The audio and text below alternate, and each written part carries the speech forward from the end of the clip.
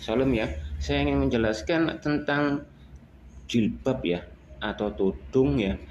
Kalau di Kristen itu Ribka menemui Yakub ya dengan telukung ya. Jadi yang dikatakan orang Islam itu 3 tahun. Buktinya Ribka itu memakai telukung ya. Telukung itu seperti penutup muka ya. Dan tudung ya. Nah, ini di sejarah orang Yahudi ya. Pria pun juga memakai tudung ya. Makanya kita melihat Yesus itu juga memakai tudung kepala ya. Ya, tutup kepala para sarjana merupakan instansi posisi mereka yang tinggi ya. Makanya rabi itu pakai penutup kepala kan, sama orang Farisi Saduki ya. Bahkan Paulus itu juga termasuk rabi ya. Ya, pria aja memakai dan wanita pun juga memakai ini ya. Ya, ini sudah ada di zaman Mesopotamia ya, sama Babilonia dan Syria itu juga sudah memakai kerudung ya. Bahkan ini kalau wanita membuka kerudung dianggap sebagai penghinaan ya, dan hukuman dan sebagainya. Jadi sudah ada ya. Jadi kerudung itu bukan punyanya orang Islam ya. Kamu salah besar nanti. Karena di sini mengatakan ini sudah ada di zaman dulu ya. Oke, ini seperti di Iran ya, di tahun 1979 tidak ada orang pakai kerudung nih ya. Afghanistan 1960 atlet ya, wanita Afghanistan 1070 dan siswa sekolah tahun 1070 juga ya. Kabul tahun 1972 ya, mahasiswa Afghanistan tidak berada dalam tahanan rumah ya. Jeddah Arab Saudi sekolah perempuan 1966 ya. Arab Saudi pada tahun 1970-an ya, sebelum polisi agama mulai menganiaya perempuan ya. Pramugari Saudi Arabia Airlines ya 1960 dan Baghdad Irak atlet 1970-an ya. Dan Suriah, Mesir ini ya, Libya tahun 63 ya. Ini semua sebelum syariah merusak segalanya ya. Oke ya. Jadi ini waktu di Iran ya, tahun 1979 wanita diharuskan menggunakan jilbab ya saat pada tempat umum. Sebelumnya wanita mengenakan cadar dan jilbab, tetapi jumlahnya jauh lebih sedikit daripada yang sekarang ya, karena diwajibkan oleh hukum hijab bukan cadar ya.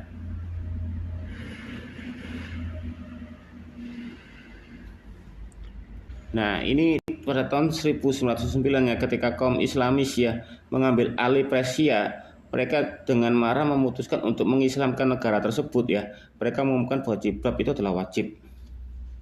Itu asal mulanya pemaksaan jilbab ya. Nanti saya buktikan fungsi jilbab yang di zamannya Muhammad ya. Oke, bahkan di zaman Firaun wanitanya juga memakai kerudung ya.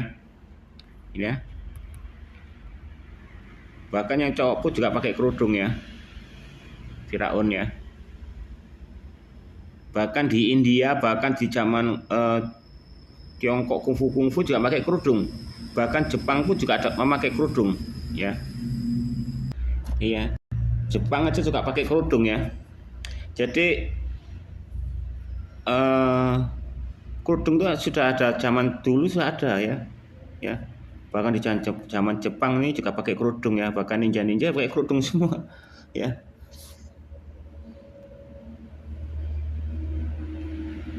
Bahkan Romo ya, biarawati ya, dia pakai kerudung ya. Oke ya, di Sahih Bukhari nih ya, jilid 1 kitab 4 hadits 148. Dulunya saya pernah ceritakan ya bahwa jilbab itu digunakan untuk membuktikan bahwa itu untuk perbedaan ya, bahwa ini adalah umat muslim ya. Itu bukan Muhammad itu pinter ya, nggak seperti orang Islam yang lainnya ya, menganggap kerudung hijab itu dari negara Islam ya, bukan ya, bukan dari Arab. Muhammad itu nggak mengatakan itu ya. Muhammad itu lebih pintar daripada orang Islam ya. Dia itu nggak ngeklaim, dia cuma untuk sebagai apa, perbedaan antara budak dengan umat muslim ya. Jadi yang nggak pakai jilbab itu boleh diganggu ya, boleh dicabuli dan sebagainya. Tapi kalau pakai jilbab, asal mulanya itu untuk membedakan itu adalah istrinya Muhammad ya, jangan diganggu ya, dan dikasih tutup muka ya, karena mungkin Muhammad itu banyak musuh ya. Makanya dia kalau buang air besar mesti di tempat tanah lapang ya, atau di kuburan ya. Soalnya dia takut kalau ada orang yang mengendap-endap membunuh dia ya, sama seperti ceritanya Saul itu kan, waktu dia buang air besar, Daud ada di belakangnya kan bisa membunuh ya. Nah makanya itu, jadi Muhammad kan banyak musuh, jadi dia nggak pernah di tempat yang tertutup atau di gua-gua ya, dia lebih suka di tempat yang lapang. Jadi kalau ada musuh mendekat dia tahu ya, karena kelemahan orang itu zaman dulu itu kalau buang air besar ya, tindak-tindak langsung dibunuh dari belakang ya. Jadi ini ya diriwayatkan oleh Aisyah ya, istri Nabi biasa pergi ke Al-Manasi ya, tempat terbuka yang luas dekat Baqiyah di Madinah ya, untuk menjawab panggilan alam di malam hari. Ini nggak tahu menjawab panggilan alam untuk apa? Untuk melayani Muhammad nafkah batin atau panggilan alam untuk buang air besar, saya kurang tahu ya, jadi nggak dijelaskan ya. Dan yang mengatakan ya Umar ya, berkata kepada Muhammad ya, biarkanlah istri-istrimu berjilbab. Tapi Rasulullah tidak melakukannya ya. Suatu malam Saudah binti Sama, istri Nabi, keluar pada waktu Isya, dan dia adalah seorang wanita jangkung, berarti tinggi ya. Umar menyapanya dan berkata, aku telah mengenali Anda, oh Saudah. Dia berkata demikian karena dia sangat menginginkan agar ayat-ayat al-hijab mengamati jilbab oleh wanita muslim ya dapat diungkapkan, maka Allah mengungkapkan ayat-ayat al-hijab ya. Jadi asal mulanya untuk hijab itu Umar ya, bukan Muhammad ya, idenya itu ya. Bahkan Umar pun yang mengasih ide jangan melakukan tawaf ya keliling Ka'bah dengan telanjang, itu Umar ya. Dan Umar juga mengatakan kalau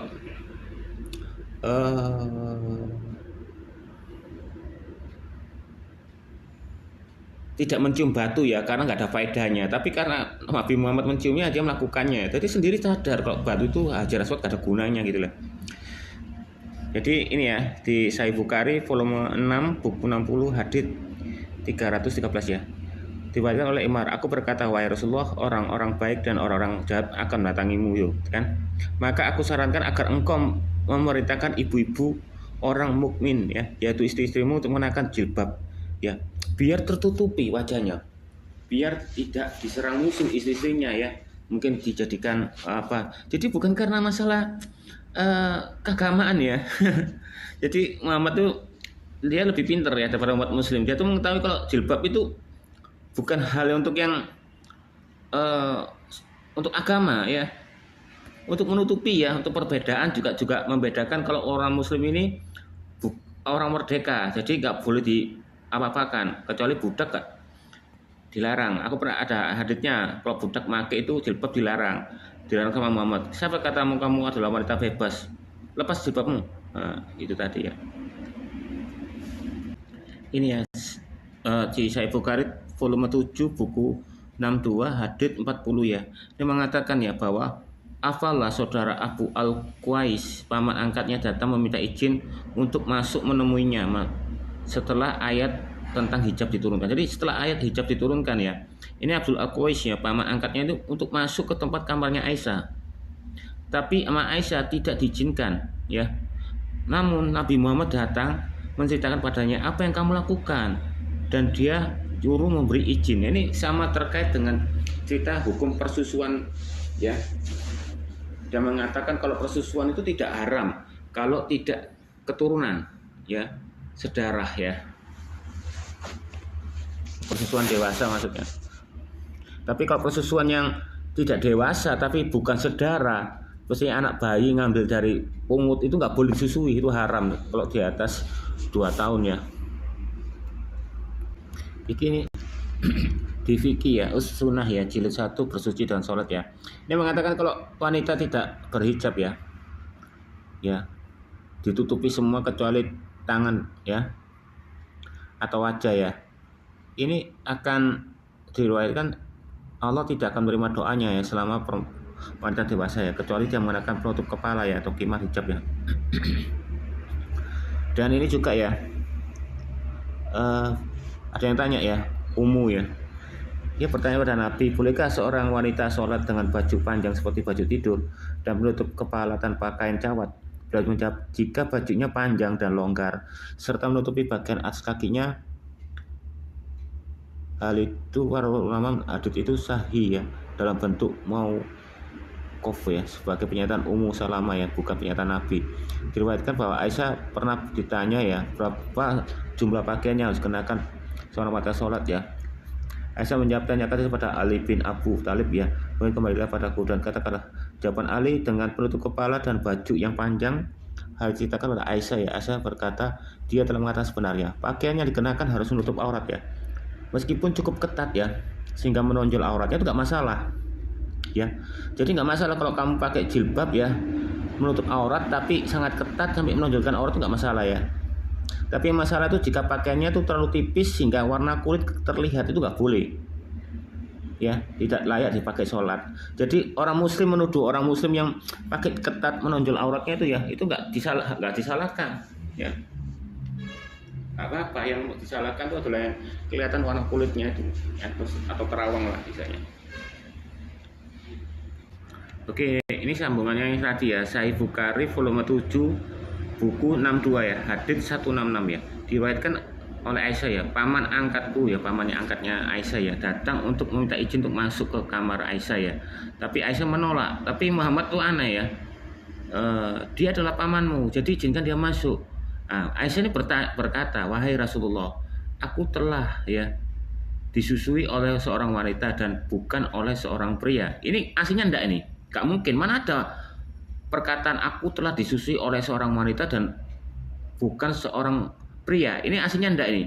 Kok di haditsnya ini mengatakan ya, aku hanya menyusui seorang wanita dan bukanlah seorang pria. Aslinya gini ya, kan nggak mungkin ada kata-kata wahai Rasulullah, aku telah disusui. Loh, maksudnya Aisyah sudah disusui oleh wanita dan bukanlah seorang pria. Pertanyaan apa ini? Kan konyol. Ini aslinya diganti nih. Ini ganti nih. Aslinya nih, wahai Rasulullah, aku ini menyusui seorang wanita, bukannya seorang pria. Jadi Nabi Muhammad tuh mikir, aku tuh nyusui wanita saja, nggak mau pria gitu, pria dewasa. Makanya Rasulullah berkata, dia adalah pamanmu, jadi izinkan dia masuk kepadamu. Dan itu terjadi setelah perintah al-hijab ya. Ini padahal setelah perintah pakai hijab loh, suruh ada kata-kata turun ayat ini apa, persusuan orang dewasa ini ya.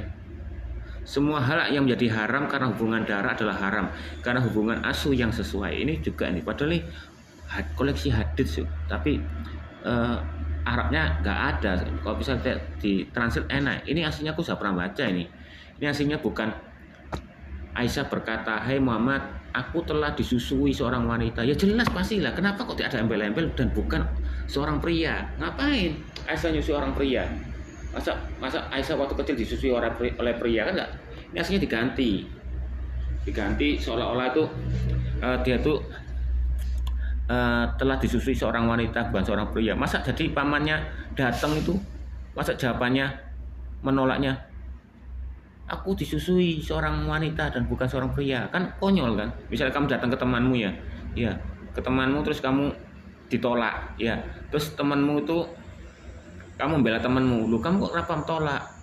Langsung istrimu kamu bilang gini, aku telah disusui seorang wanita dan bukan seorang pria. Berarti jawabannya tuh pasti diganti. Terus kok hubungi susu? Pasti tentang perasaan persusuan gitu loh. Kita main logika aja, ya kan? Dia datang pasti karena susu, ya kan? Gak mungkin dia datang karena minta makan atau minta minum. Pasti mintanya ngomongnya, wahai Rasulullah, kita ini orang miskin, kita gak bisa masih makan orang. Nah itu masih bener. Ini kata-katanya, aku telah disusui seorang wanita dan bukan oleh seorang pria. Ini aslinya diganti ini. Saya pernah baca nih.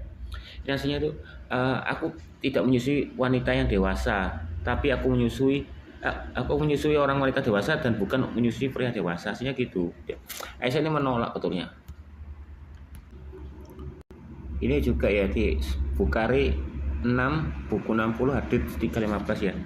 Ini ya Anas bin Malik, akulah yang paling mengetahui ayat al-hijab ini ya. Ketika Rasulullah menikahi Zainab binti Jasyah, dia sedang bersama di rumah ya, dan dia menyiapkan makanan dan mengundang orang-orang untuk makan.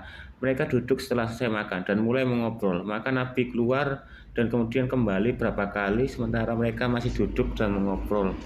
Maka Allah menurunkan ayat ya. Ayatnya lucu ya. Allah tuh menurunkan ayat lucu. Hai orang-orang yang beriman, janganlah kamu masuki rumah-rumah Nabi sebelum kamu diizinkan makan. Juga aneh ya.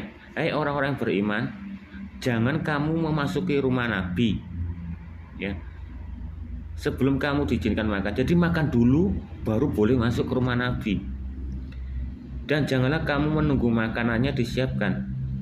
Oh, langsung makan ya, masuk langsung makan geragas gitu. Mintalah kepada mereka di belakang tabir, maka tabir itu pun dipasang, lalu pergilah orang-orang. Oh gila ya, harusnya kita bertamu ya, masuk dulu ya, baru diizinkan makan. Ini malah aneh, Allah nih turun ayatnya ya. Jangan kamu masuki rumah orang ya, ibaratnya ya, sebelum kamu diizinkan makan. Jadi sebelum masuk itu kamu makan dulu ya. Dan jangan kamu menunggu makanannya disiapkan. Masak diri masa Anda, atau makanannya ambil di dapur langsung gitu. Kurang tahu lagi ya, aneh. Oke, ini Sahih Bukhari volume 8 buku 73 dit 177 ya. Sahih ya. Ini diriwayatkan oleh Aisyah ya. Allah saudara Abu Al-Bukais yang tadi nih sama nih ya, persusuannya, meminta izin kepadaku untuk masuk setelah ayat-ayat tentang hijab menutupi wanita diturunkan ya. Misalnya setelah ayat-ayat hijab diturunkan ya. Dan aku berkata, demi Allah aku tidak mengizinkan masuk kecuali aku minta izin kepada Rasulullah, karena yang menyusuiku bukanlah saudara Al-Qais tapi istri Al-Qais ya. Kemudian Rasulullah masuk menemuiku dan berkata, wahai Rasulullah, pria itu tidak menyusuiku tapi istrinya yang menyusuiku. Dia berkata, izinkan dia masuk karena dia adalah pamanmu, bukan karena hubungan darah. Ini juga diganti nih, coba aneh ya. Aisyah ini sambat ya, sambat pada Muhammad ya, wahai Rasulullah, pria itu tidak menyusuiku. Loh, ngapain Aisyah tuh menyusui pria ya, tapi istrinya yang menyusui ya. Dia berkata, izinkan dia masuk karena dia adalah pamanmu. Loh, tiba-tiba kok malah pamanmu yang suruh masuk ya. Katanya ngomong pria itu tidak menyusuiku, tapi Muhammad ngomong izinkan dia masuk. Ini aslinya diganti nih. Aslinya nih Aisyah tidak mengizinkan pamannya untuk masuk karena minta susu, dia minta disusui. Masya nggak mau, karena dia hanya menyusui istrinya aja, wanitanya aja. Kan kata-katanya lo aneh, masuk logika lo. Wahai Rasulullah, pria itu tidak menyusuiku. Ya. Tetapi istrinya yang menyusuiku. Kalau misalnya ini ada tamunya yang komplain, kan aneh. Rasulullah, pria itu tidak menyusuiku, gak mungkin ya. Kalau kata gitu, ini pasti Aisyah yang ngomong, wahai Rasulullah, pria itu tidak menyusuiku, ya kan?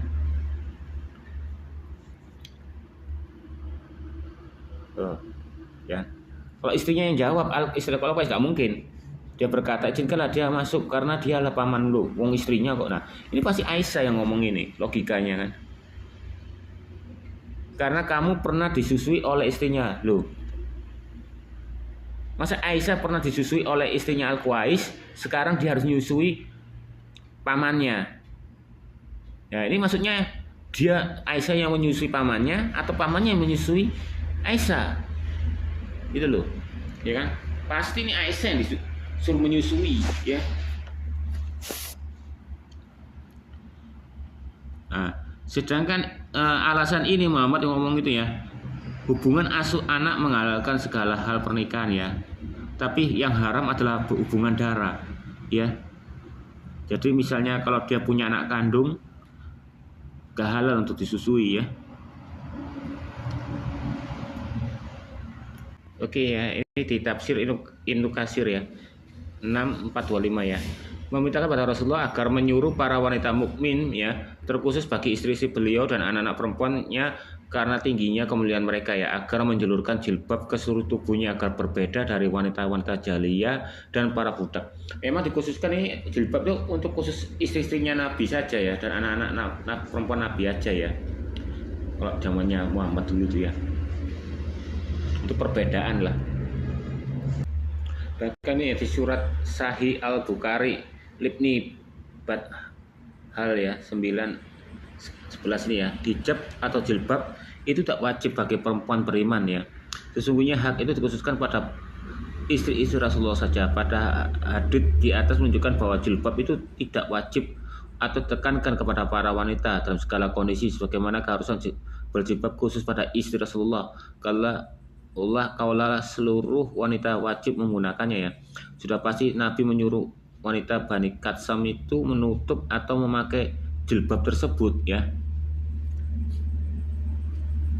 Ini ya di Umdatul Qari Sahihil ya, Bukhari 6386 ya, mengatakan ya, uh, hijab yang dikhususkan bagi para istri Nabi ya, maka hijab tersebut diwajibkan atas mereka pada wajah dan kedua telapak tangan tanpa ada perbedaan pendapat di kalangan para ulama ya. Maka tidak diperbolehkan bagi mereka membuka wajah dan kedua telapak tangan mereka untuk kesaksian dan lainnya, dan juga tidak diperbolehkan menampakkan fisik mereka jika mereka puas, sebagaimana yang diperbuat oleh Hafsah ketika ayahnya Umar bin Khattab ya meninggal dunia, yang menutupi bentuk fisiknya ketika keluar dan dibangunkan kubah atas sekian yang wafat ya. Bahkan nih di An-Nur 31 ya. Ya.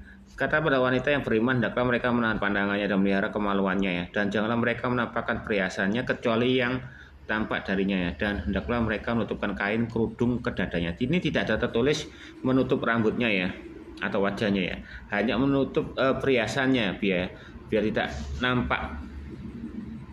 Bahkan disebut Imam At-Tabari ya, perkataan Allah, dan janganlah mereka menampakkan perhiasannya, maksudnya tidak boleh menampakkan perhiasan kepada manusia yang bukan mahramnya, di mana ada dua perhiasan, salah satunya apa yang tersembunyi di antara gelang kaki dan gelang tangan, anting dan kalung.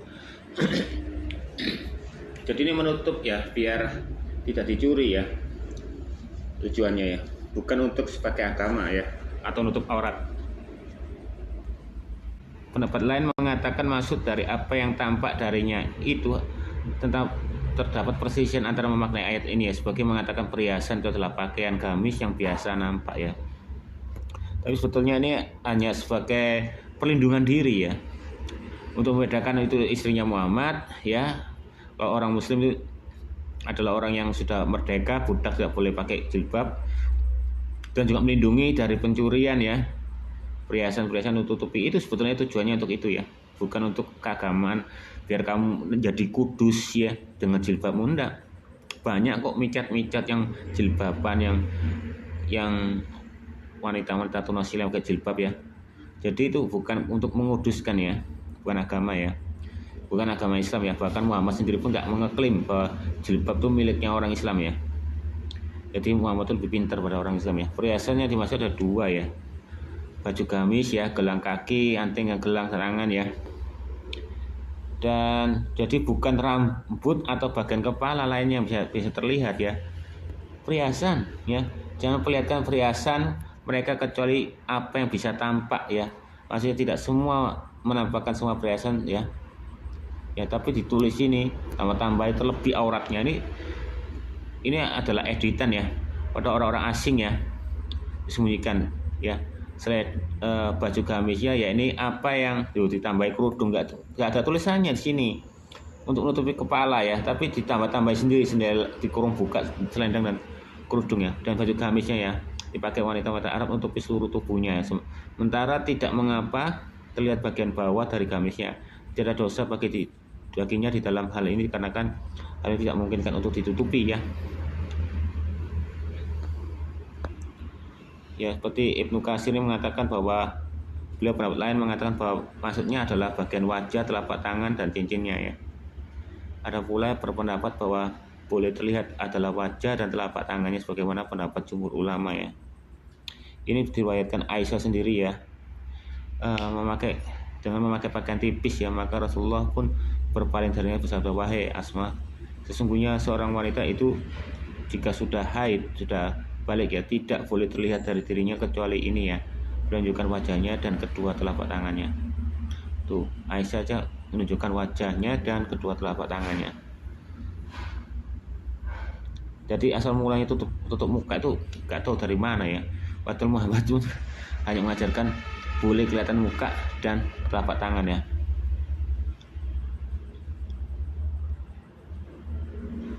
Ya, ala kulli hal ya, tidak ada musafir yang mengatakan boleh memperlihatkan rambut ya.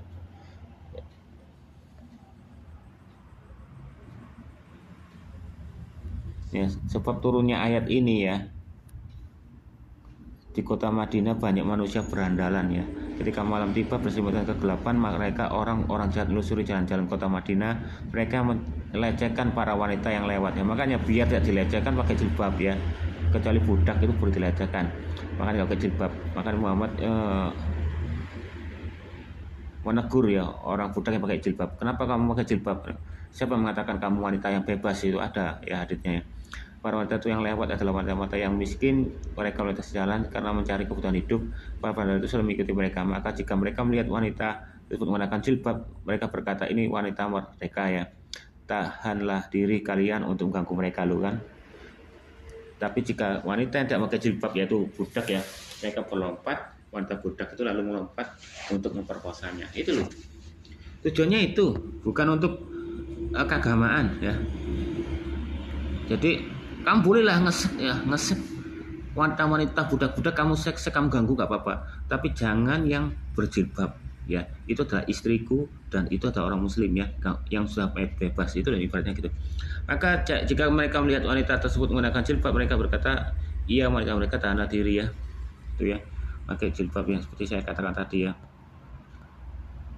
Bahkan Al-Kasal Halsab ya, hal itu agar mereka lebih mudah dikenali dan tidak diganggu, tuh kan? Bukan untuk kamu menjadi kudus dan tidak berdosa ya, atau orang yang melihat kamu jadi berdosa, enggak. Muhammad gak ngajarkan itu ya. Berkata kewajiban hijab dasarnya dikhususkan sendiri untuk istri Rasulullah, baik wajah atau telapak tangan mereka tanpa adanya perbedaan ya. Sekali lagi ya, ini bantahan ya. Jadi kewajiban hijab ini dikhususkan bagi mereka istri Rasulullah ya, yakni para wajah dan kedua telapak tangannya tanpa ada perbedaan pendapat ya. Ini yang diriwayatkan Ibnu Saibah ya. Umar melihat seorang budak wanita memakai jilbab lalu memukul budak itu sebat dengan tongkatnya. Tanggalkan jilbabmu, jangan berpakaian seperti wanita merdeka kan? Tuh, Umar aja loh. Ya, melihat seorang budak ya memakai jilbab langsung dipukul ya. Ya, menjadi bumerang ya. Tuh. Umar justru memukul seorang budak wanita kan jilbab ya, karena identitas bagi kaum muslimah yang sudah merdeka ya. Dan ini ya, dia telah sepakat ijma ulama bahwa kepala seorang budak wanita bukanlah aurat ya, baik yang telah menikah maupun yang tidak ya. Dikatakan bahwa budak wanita yang dinikahi maka dudukannya sama dengan merdeka. Tidak boleh istri Nabi menyerupai para budak dalam berpakaian. Jika para budak keluar dari rumah-rumah mereka karena ada keperluan, maka mereka menampakkan rambut dan wajah-wajah mereka ya.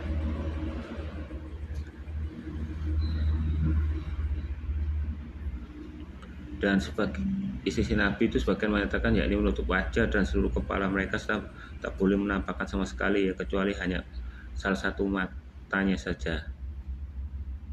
Di Tafsir At-Tabari. Jadi kedudukan jilbab dan muslimah merdeka tidak itu berbeda ya, tapi semua perkataan dia dibawakan untuk membenarkan wanita muslimah yang tidak pakai jilbab. Jelas kurang tepat alias alamat zaman sekarang ya. Jadi itu ya tadi ya, sudah dikatakan kalau mengatakan bahwa jilbab itu bukan untuk menguduskan ya, membuat kamu itu semakin beragama atau bagaimana ya, itu hanya membedakan ya, pikiran-pikiranmu itu yang salah itu ya.